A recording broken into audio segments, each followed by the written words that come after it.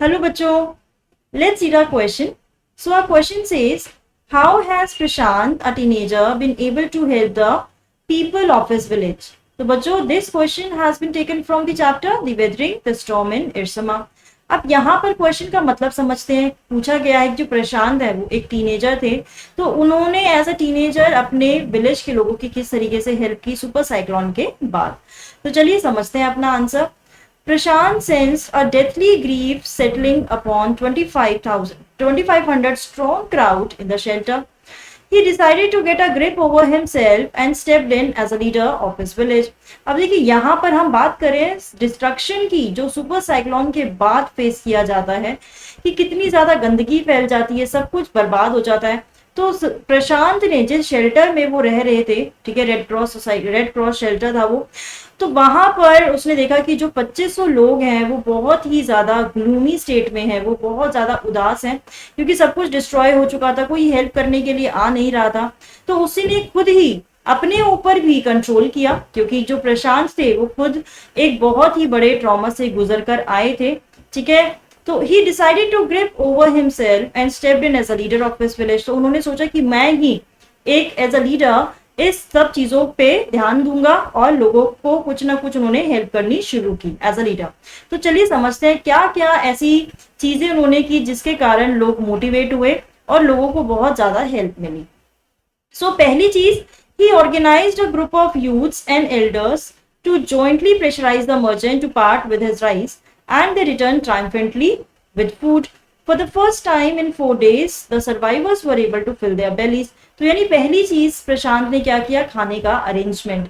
तो उसने एक ग्रुप बना दिया था सारे जवान लोगों का, एल्डर्स का, जो कि मिलकर मर्चेंट को प्रेशराइज करेंगे कि वो उन्हें अपना राइस दे दे, और इसमें उन्हें सक्सेस भी मिली, यानी कि वो सक्सीड हुए और राइस के साथ आते हैं और 4 दिनों में पहली बार लोगों को खाना मिल पाता है।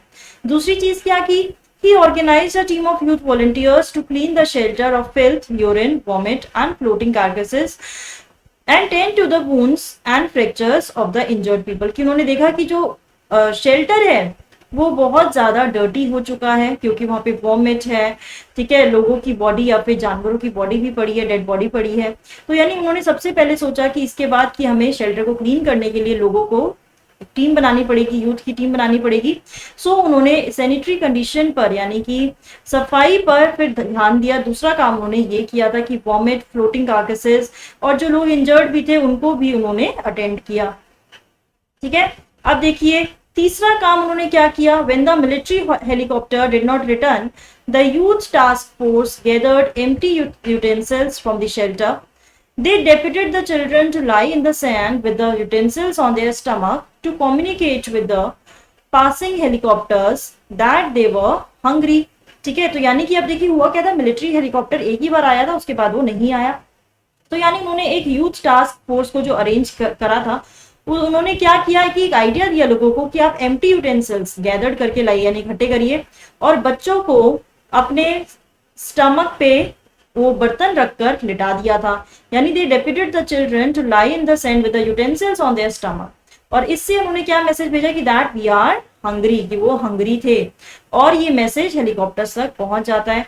The message got through and the helicopter made regular rounds to drop the food and other basic needs. तो इससे हमें क्या पता लगता है कि प्रशांत का प्रेजेंस ऑफ माइंड कितना अच्छा था, वो कितने विटी थे, ठीक है, और उनके जो तरीके थे वो कितने ज्यादा यूनिक थे, और सिचुएशन यानी जो कंडीशन थी उसके अंदर से उन्होंने एक सोल्यूशन ढूंढ लिया था, जो कि एक लीडर की पहचान है।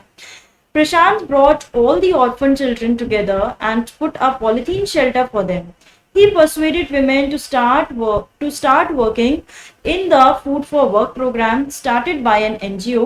He organized cricket matches for children. तो यानी उन्होंने जो ऑर्फन चिल्ड्रन थे उनके लिए एक पॉलिथीन शेल्टर बनाया था, और विमेन को भी परसुएड किया कि आप खाली मत रहिए, यानी कि आप अगर जितना हम ऐसी सिचुएशन में अपने आप को वेकेंट रखते हैं, हम उतना ज्यादा अपने बोलते हैं ना कि ग्रीफ में रहते हैं। तो यहाँ पर प्रशांत को चीज समझ में आ गई थी कि अगर हम लोगों को इंगेज रखेंगे तो वो इस चीज से उभर पाएंगे, ठीक है, कम ओवर हो पाएंगे। तो यानी उन्होंने विमेन को राजी किया कि आप फूड फॉर वर्क प्रोग्राम के लिए काम करिए।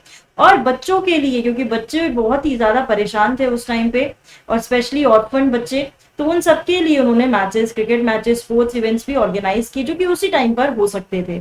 तो ये सब चीजों से हमें पता लगता है कि प्रशांत ने अपने विलेज के लिए, विलेज के लोगों के लिए क्या क्या चीजें की थी, जबकि वो सिर्फ 19 साल के थे इस टाइम।